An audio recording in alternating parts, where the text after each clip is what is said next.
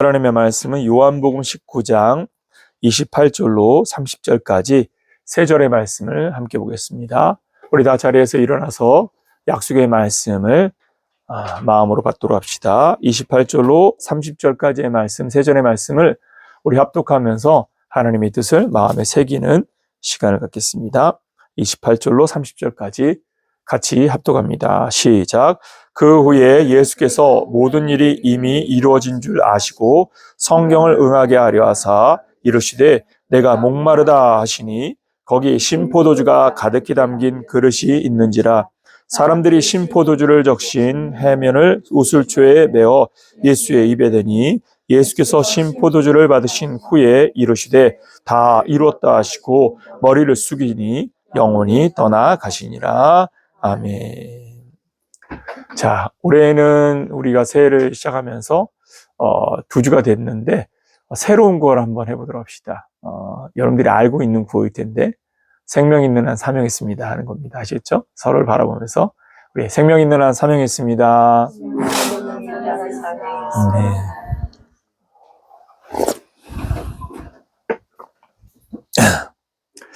네. 요한복음 19장의 말씀을 통해 우리는 예수님의 십자가의 죽으심의 현장들을 함께 상고하고 있습니다. 예수 그리스도의 십자가는 그냥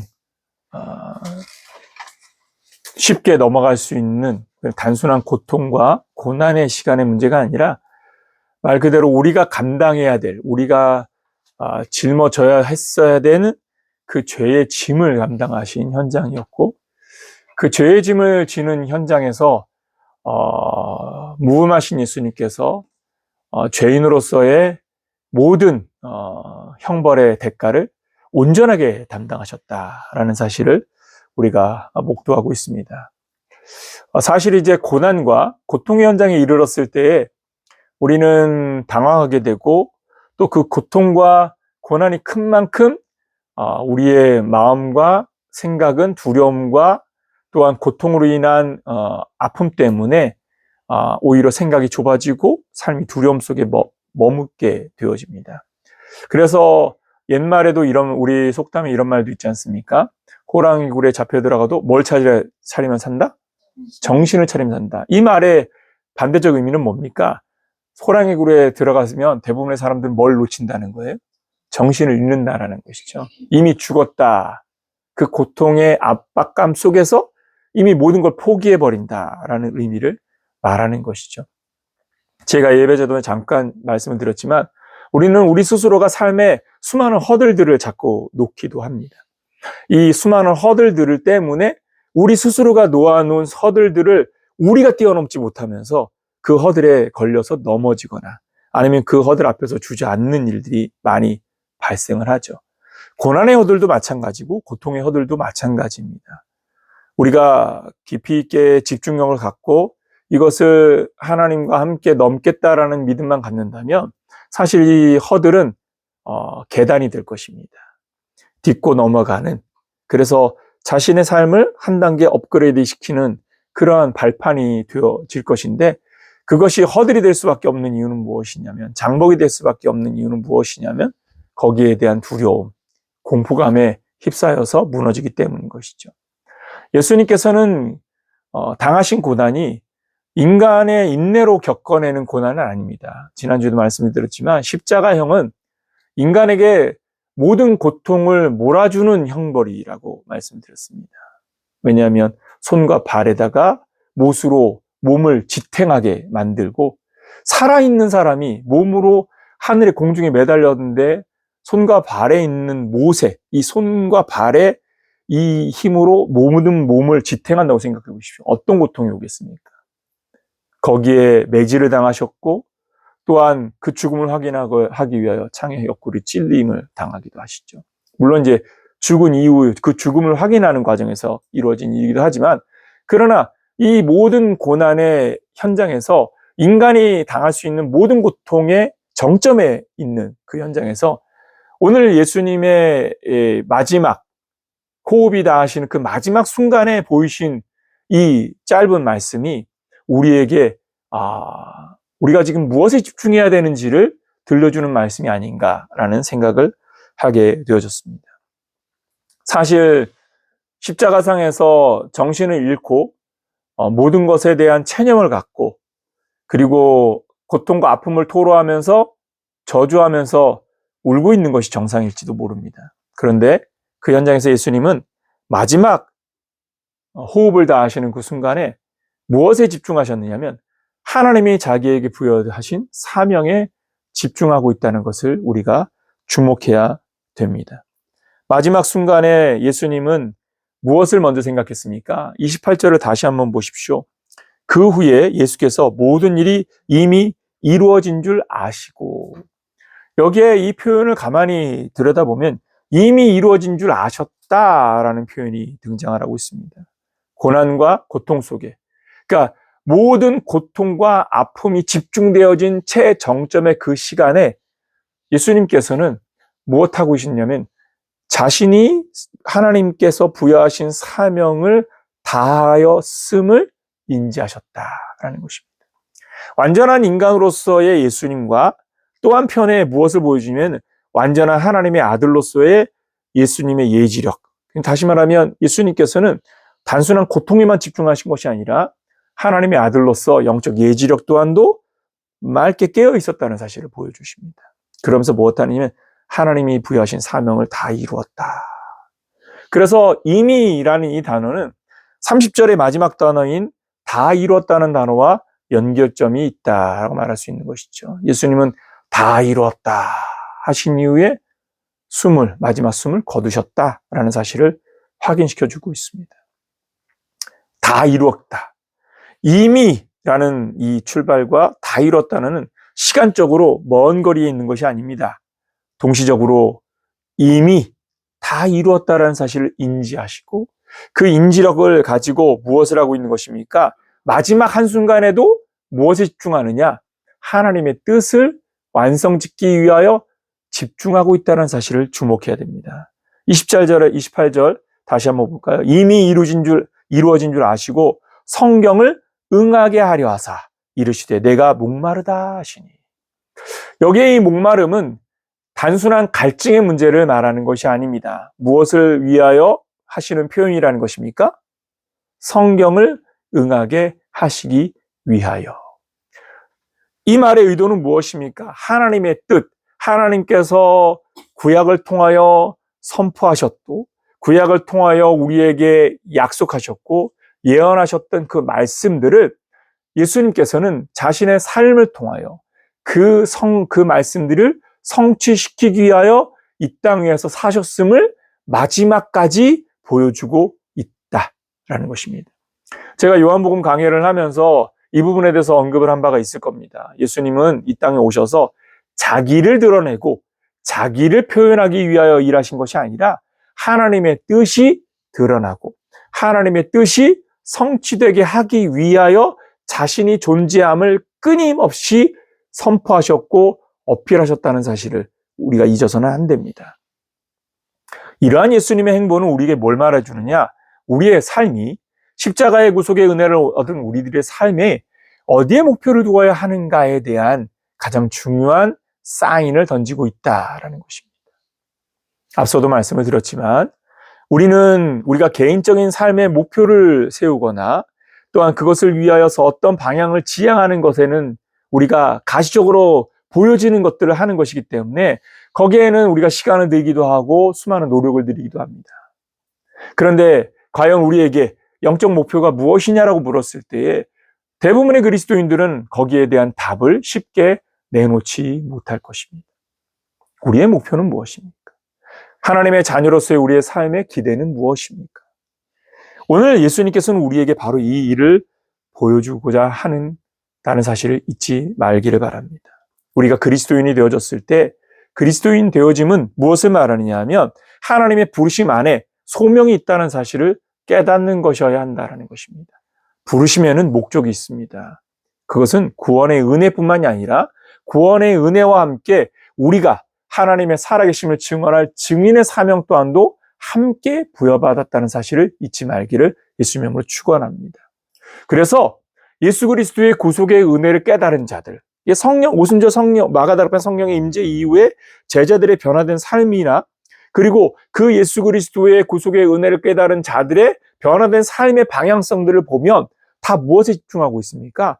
그리스도의 복음을 증언하고 그리스도가 우리의 구주가 되심을 증언하는 삶에 집중하고 있다는 것을 우리가 잊어서는 안 됩니다. 왜 그렇게 그러한 삶에 집중하고 있는 것입니까?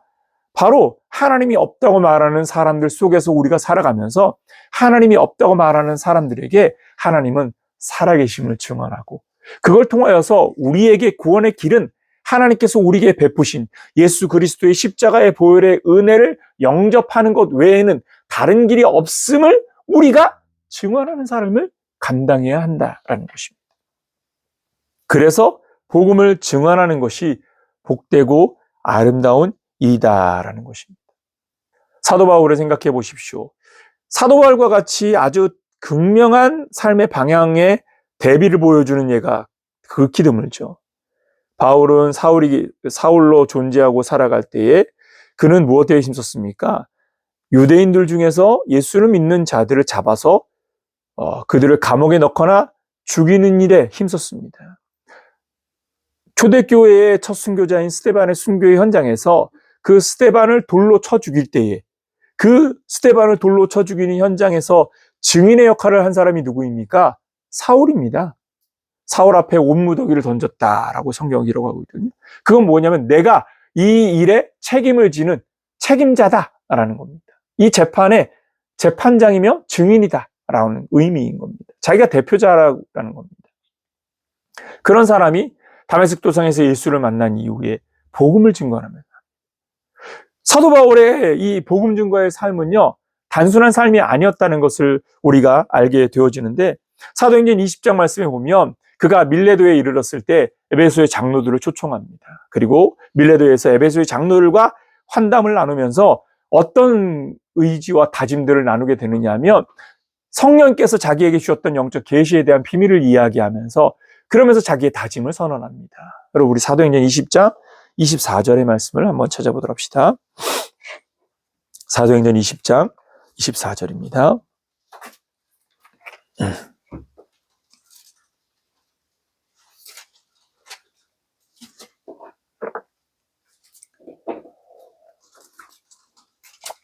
사도행전 20장 24절 같이 한번 읽어볼까요? 시작. 내가 달려갈 길과 주 예수께 받은 사명 곧 하나님의 은혜의 복음을 증언하는 일을 마치려 하면은 나의 생명조차 조금도 귀한 것으로 여기지 아니하노라. 아멘. 무슨 말입니까? 자기는 복음의 은혜, 내게 주신 구속의 은혜를 증언하는 삶을 멈출 수 없다라고 선언하고 있는 겁니다.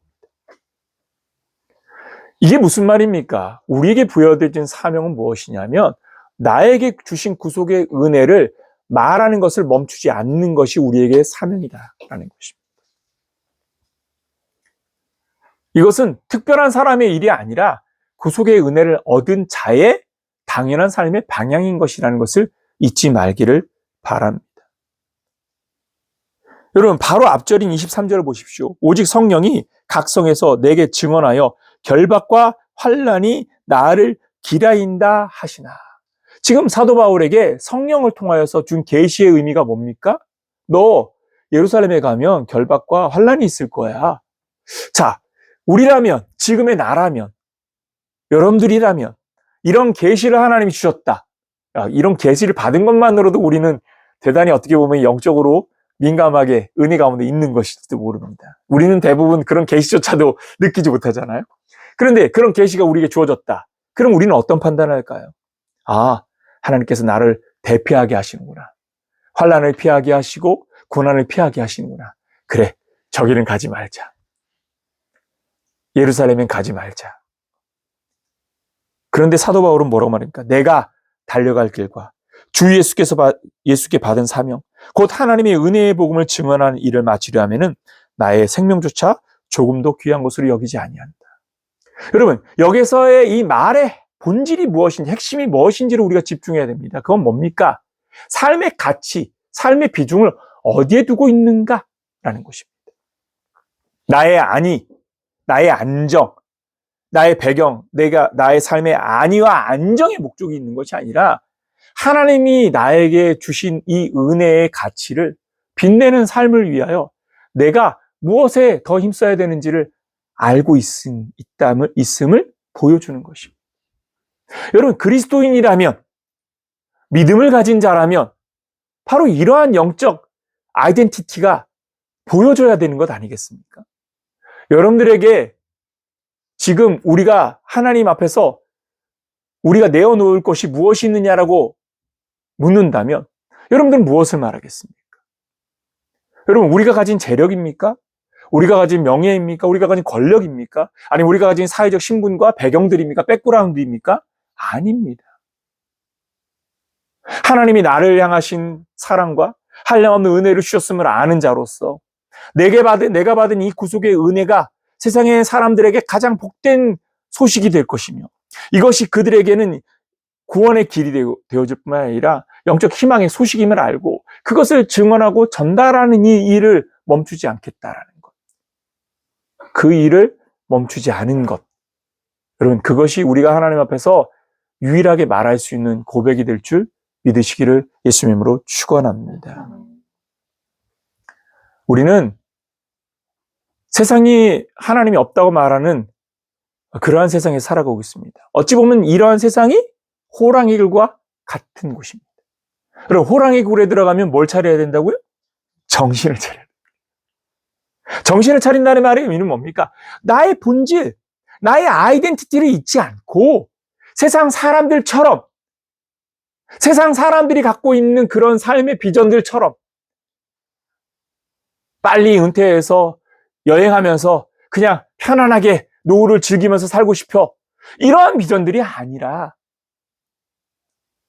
내가 마지막 내 호흡이 다하는 날까지 하나님 나라와 복음을 위하여 내가 무엇을 할까를 생각하고 그 나라를 위하여 나는 어떻게 다름질할까를 꿈꾸는 그런 비전들이 여러분들 안에서 요동치는 자가 되기를 예수님으로 축원합니다. 호랑이굴에서 정신을 차린다는 것은 바로 이와 같은 것입니다. 내가 그리스도인으로서의 아이덴티티를 붙잡고 있는 것. 사도 바울은 빌립보서를 통하여 바로 그러한 부분을 우리에게 더 명시적으로 보여주고 있죠. 여러분, 우리 빌립보서 3장의 말씀을 한번 찾아보도록 합시다. 빌립보서 3장 8절과 9절을 먼저 보도록 합시다.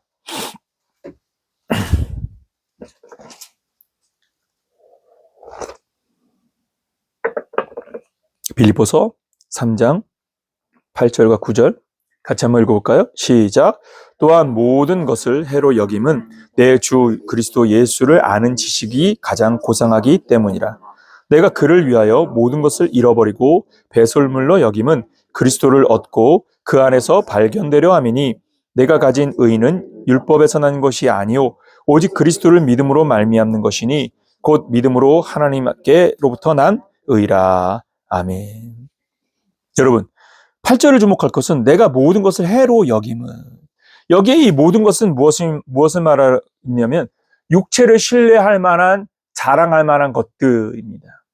여러분, 4절부터 보면 나도 육체를 신뢰할 만하며 만일 누구든지 다른 이가 육체를 신뢰할 것이 있는 줄로 생각하면 나는 더욱 그러하리니 나는 8일 만에 할례를 받고 이스라엘 족속이요 베냐민 지파요 히브리인 중에 히브리인이요 율법으로는 바리새인이요 열심으로는 교회를 박폐하고 율법의 의로는 흠이 없는 자라. 지금 뭘 말하고 있는 겁니까?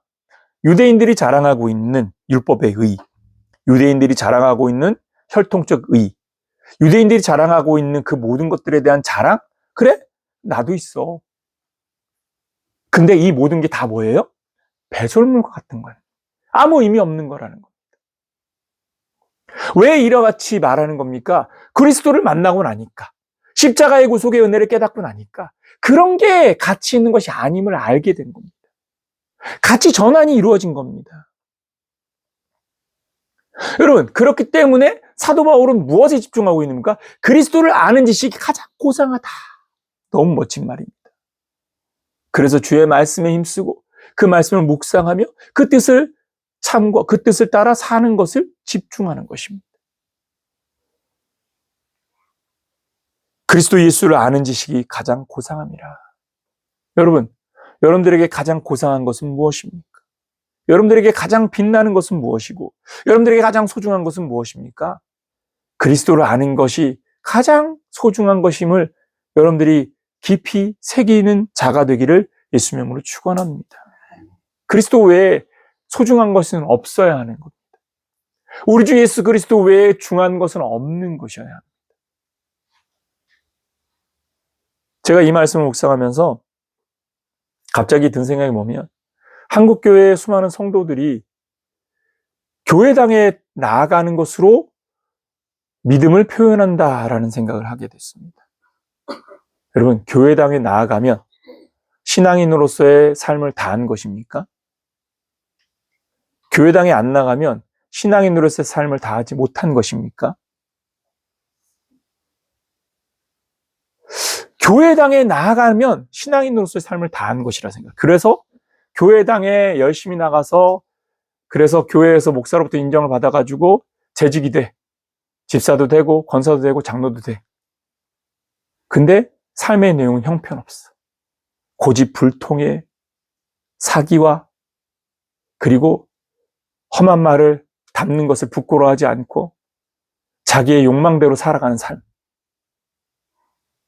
예수를 수십 년간 믿었는데 그 얼굴에 인자함은 하나도 없이 욕심과 고집으로 덕지덕지 붙은 얼굴에 흉상을 가지고, 아, 내가 권사인데, 내가 장로인데, 내가 집사인데, 그러면서 어떻게 하면 더 뺏어 먹을까?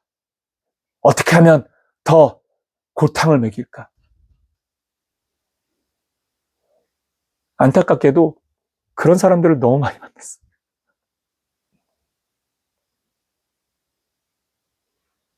차라리 권사라는 말을 하지 않았으면 좋겠어요. 차라리 장로라는 말, 집사라는 말을 하지 않는 게 훨씬 나아요. 여러분, 교회당에 나가는 게 믿음의 생활입니까? 믿음은요, 하나님의 구속의 은혜를 깨달은 자, 십자가의 사랑을 아는 자로서 아이덴티티의 변화, 곧 자신의 삶의 중심에 하나님 외에 다른 것이 없음을 아는 자입니다. 하나님 외에 다른 소중한 것이 없음을 믿는 자입니다. 자기에게 삶의 제1의 중심에는 그리스도 외에는 없는 자예요.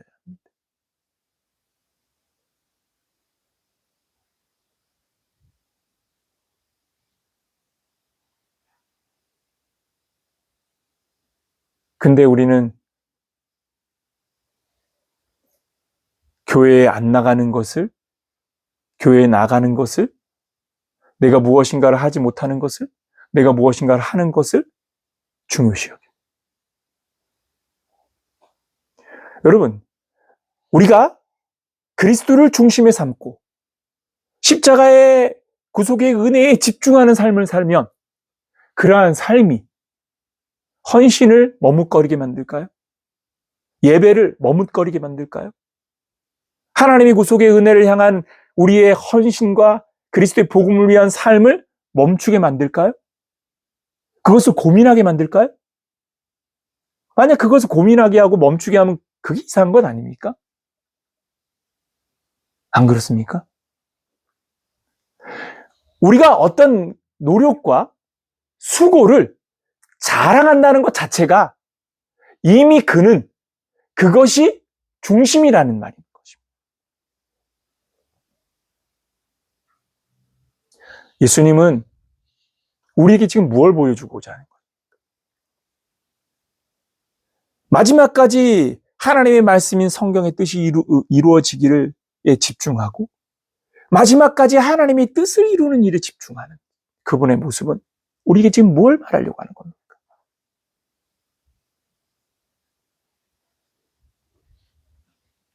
우리가 지금 무엇에 집중해야 되는가?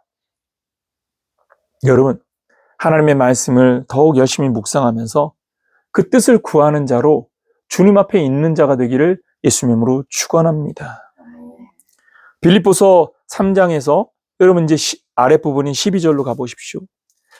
아주 멋진 말이 있습니다. 내가 이미 얻었다 함도 아니요 온전히 이루었다 함도 아니라 오직 내가 그리스도 예수께 잡힌 바 된 그것을 잡으려고 달려가노라. 여러분, 사도 바울은 자기가 어느 정점에 도달했다고 말하지 않습니다. 그렇다고 해서 자기가 거기에 미치지 못한 유약함 가운데 우울감을 갖고 있지도 않습니다. 자신은 지금 계속 무엇하고 있는 사람인 겁니까? 다름질하고 있는 사람인 겁니다. 여러분, 우리가 그리스도 안에서 해야 할 일은 무엇이냐면 멈추지 않는 겁니다. 나는 지금 어느 정점에 도달한 사람이 아닌 겁니다. 그렇다고 해서 나는 뒤처진 사람도 아닌 겁니다. 우리가 자꾸 자기를 정점에 도달했다. 장로가 되면 끝이라고 생각해. 내가 할 일 다 했어라고 생각합니다. 집사면 장로까지 다름질 해야 되는 거라고 생각합니다. 집사는 아직 다 하지 못한 거라고 생각합니다. 성도면 더 하죠. 성도에서 나도 빨리 집사가 되고 싶은데. 여러분, 직분이 무슨 중요한 겁니까?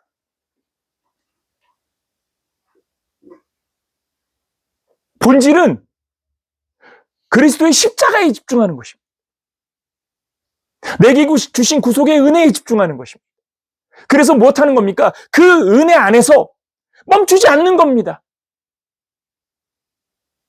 인정을 해주든 인정을 해주지 않든, 높이 사든 높이 사지 않든, 하나님이 나에게 부여하신 사명에 집중하고 그 사명을 위하여 내가 무엇을 고쳐야 되고 무엇을 새롭게 하며 무엇을 찾으며 하나님 앞에 더 집중하며 나아가야 할까?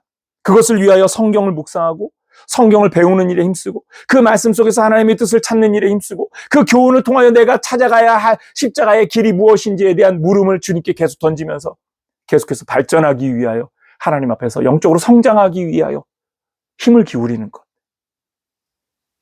우리는 우리의 개인의 성장을 위하여서는 돈을 투자합니다.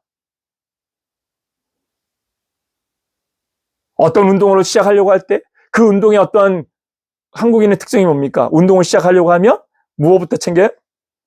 장비부터 챙기죠. 가득히 쌓아놓고. 근데 막상 훈련은 안 해. 그리고 나서 그건 다 썩어져 없어지겠죠. 신앙도 딱 이렇게 해서 살면 안 되는 겁니다. 큰일 나는 거죠. 자신의 영적 기량을 위하여 말씀의 앞에서 말씀을 묵상하면서 하나님의 뜻을 묻고 그러면서 기도하고 그러면서 내가 하나님 앞에서 무엇을 할까에 대한 의지를 가지고 자신의 삶을 헌신하는 삶으로 계속해서 겸비해 나가면 여러분 험악한 얼굴도요 온화한 상으로 바뀝니다. 할렐루야. 예. 3장 14절을 보십시오. 표대를 향하여 그리스도 예수 안에서 하나님이 위에서 부르심에 상을 위하여 달려가노라. 여러분 12절과 아주 멋지게 연결되어 있지 않습니까? 내가 이미 얻었다 함도 아니요 온전히 이루었다 함도 아니라 오직 내가 그리스도 예수께 잡힌 바 된 그것을 잡으려고 달려가노라. 그래서 14절에 표대를 향하여 내가 지금 달려가고 있다라고 선언하고 있습니다. 여러분들에게 주어진 표대는 무엇입니까? 여러분, 여러분들이 갖고 있는 표대는 무엇입니까? 하나님 나라와 복음을 위하여 나는 무엇을 할까에 대한 여러분들의 표대는 무엇입니까? 동행하는 교회는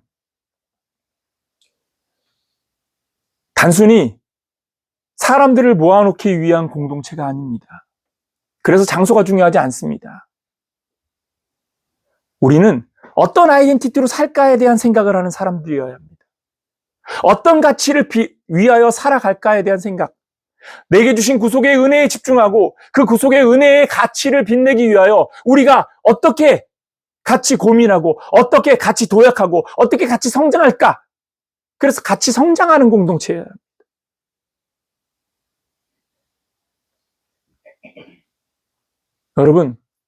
여러분들이 바로 그러한 공동체의 일원이라는 사실을 잊지 말기를 예수 이름으로 축원합니다. 하나님 나라를 위해서 무엇을 할까를 고민하는 공동체원이 됩시다. 마지막까지 하나님의 뜻을 이루기 위하여 그 말씀의 뜻을 따라가기 위하여 몸부림치는 자가 됩시다. 교회당에 나가는 것이 신앙의 목표가 되는 것이 돼서는 안 됩니다. 교회당에 나갔기 때문에 내가 한 주간에 나의 신앙인으로서의 덕목은 끝. 나는 끝. 이러면 그건 망하는 겁니다.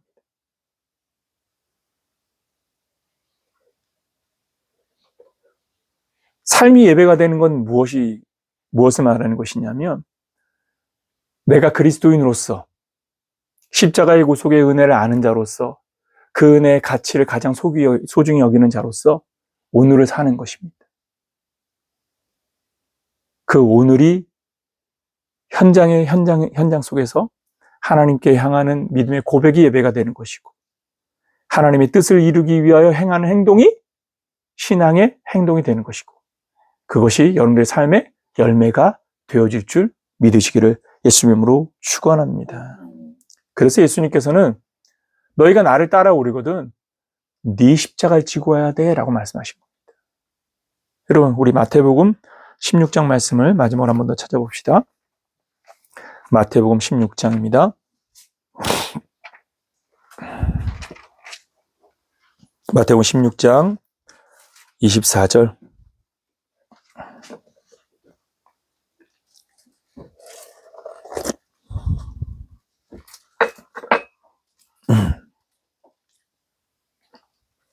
같이 한번 읽어볼까요? 시작.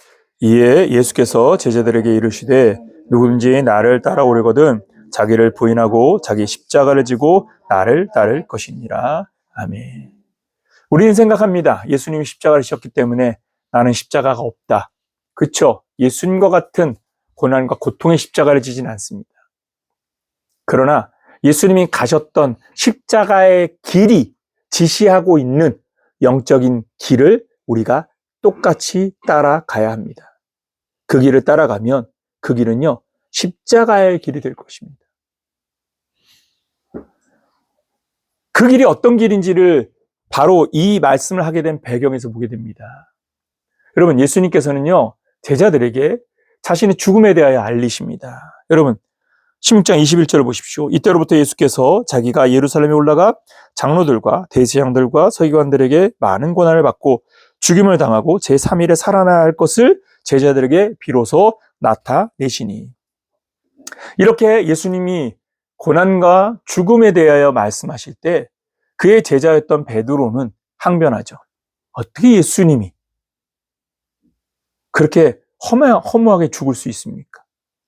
22절. 베드로가 예수를 붙들고 항변하여 이르되 주여 그리 마옵소서.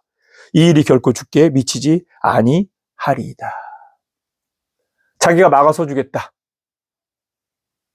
근데 예수님께서 뭐라고 말씀하십니까? 예수께서 돌이켜 베드로에게 이르시되 사탄아 내 뒤로 물러가라. 너는 나를 넘어지게 하는 자로다. 내가 하나님의 일을 생각하지 아니하고 도리어 사람의 일을 생각하는도다. 첫 번째, 여러분, 우리가 고난을 회피하는 게 그 회피 기동이 하나님의 뜻을 이루는 것이 아니다. 본질은 뭡니까? 내가 잘 되느냐 못 되느냐의 문제가 아니라 무엇을 향하여 가고 있는지를 잃지 않는 게 중요하다는 사실을 잊지 말기를 예수님으로 축원합니다. 방향성을 잃어버리면 그 고난을 회피한들 무슨 소용이 있습니까? 공격해오는 미사일을 보고 회피 기동을 했어. 회피 기동을 했는데 방향성을 잊어버렸네? 그래 오만 대로 가. 그건 미사일에 맞지 않았지만 이미 진 거야. 왜죠? 목적을 잃어버렸잖아. 엉뚱한 곳에 가 있어. 그러면 적의 공격은 미사일이 그를 타격하지 못했지만 이 사람은 또한 적을 공격하지 못하기 때문에 오히려 방어한 것과 똑같은 결과가 나온 거죠. 여러분, 우리는 자꾸만 본질을 놓쳐버릴 때가 많습니다. 붙잡아야 될 것들을 붙잡지 않고 지켜내야 될 것들을 지켜내지 않고 내가 이겨내야 될 것들은 이겨내지 않으면서 고난과 환난과 아픔과 고통과 문제들을 극복했다는 것에 집중합니다. 그걸 이겨냈기 때문에 나는 잘 됐다라고 생각합니다. 그래서 수많은 그리스도인들이 병들어 죽으면 저 사람은 실패한 거라고 생각합니다. 그런데 여러분, 아닙니다.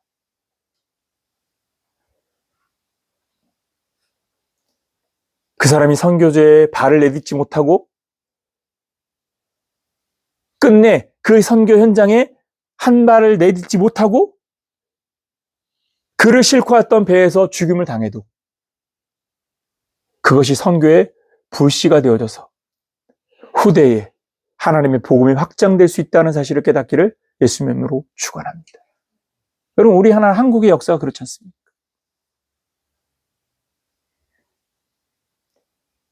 중국에서 한국어로 번역한 성경을 들고 배를 타고 왔는데 강화도에서 내리지도 못하고 다 죽임을 당했어.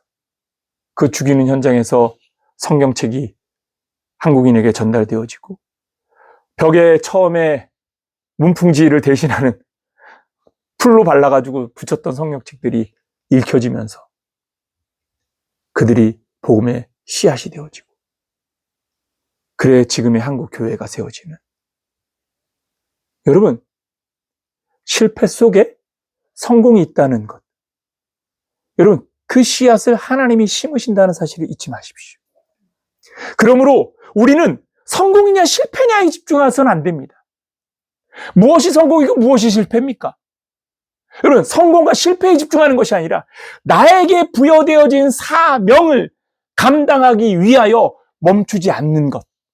여러분, 하나님은 그러한 사람이 필요하다는 사실을 잊지 말기를 예수님의 이름으로 축원합니다. 이런 이유 때문에 안 하고 저런 이유 때문에 안 해. 이런 이유 때문에 안 가고 저런 이유 때문에 안 가. 다 말이 되죠. 틀린 말이 어디 있습니까? 그 이유 합당하지 않는 이유가 어디 있습니까? 그럼에도 극복하면서 해야 할 일이 있다는 사실을 잊지 마십시오. 우리가 뭘 할 것인가에 대한 생각을 놓치면 우리는 이미 진 것과 같은 것입니다. 2026년 이 한 해에 우리 모두가 자기의 십자가를 지는 자가 됩시다. 하나님의 나라와 복음을 위해서 무엇을 할까를 생각하는 사람이 됩시다. 그래서 여러분, 일하는 그리스도인이 됩시다. 헌신하는 그리스도인이 됩시다. 방관자가 되지 말고 복음 안에서 내가 감당할 사명을 생각하면서 여러분들의 삶을 일으켜 세우면, 여러분, 놀라운 건 뭔지 아십니까? 인간은 완전하지 않기 때문에 그 불완전함을 아시는 하나님께서 그 불완전함을 지탱시켜주기 위하여 하나님의 역사를 더하실 것이라는 사실을 깨닫기를 예수님의 이름으로 축원합니다. 옛날에 책 중에 벼랑 끝에서 오는 용기라는 책 제목이 있는데 참 제목 잘 지어놨어요. 그 내용을 읽어보면은 뭐 특별할 것은 없는데, 근데 그 제목 때문에 제가 그 책을 보고서 좀 읽어봤는데, 어찌됐든 그 책의 내용처럼 하나님의 은혜를 기대하고 부딪히면서 계속 가는 거야. 그랬더니 하나님께서 주셔. 여러분, 은혜는 바로 그렇게 경험되는 겁니다. 오늘 우리는 성경을 응하게 하시는 예수님의 마지막 호흡의 현장에서 예수님의 그 행적이 우리에게 주는 교훈이 무엇인지를 함께 상고해 봤습니다. 그건 무엇이냐면 우리는 마지막까지 무엇에 집중하는 사람이어야 하는가? 무엇을 따라가는 자여야 하는가? 여러분들의 개인의 목표를 없애라는 말이 아니라 여러분들의 개인의 목표는 여러분들의 개인의 몫이라면 여러분들 안에 영적 목표는 그리스도인으로서의 하나님의 자녀로서의 영적 목표 한 가지는 가지는 자로 복음을 증언하는 증인으로서의 삶에 대한 비전을 가지는 자가 되기를 부탁을 드립니다. 그리고 그런 비전을 위하여서 내가 무엇을 할까를 생각한다면 하나님께서 여러분들에게 사명이 뭔지를 알게 하실 겁니다. 그 사명을 찾아서 그 부르심 안에 있는 그 사명을 따라서 2026년 이 한 해 하나님 나라와 복음을 위해서 일어나는 우리 공동체가 되기를 예수님의 이름으로 축원합니다. 기도하겠습니다.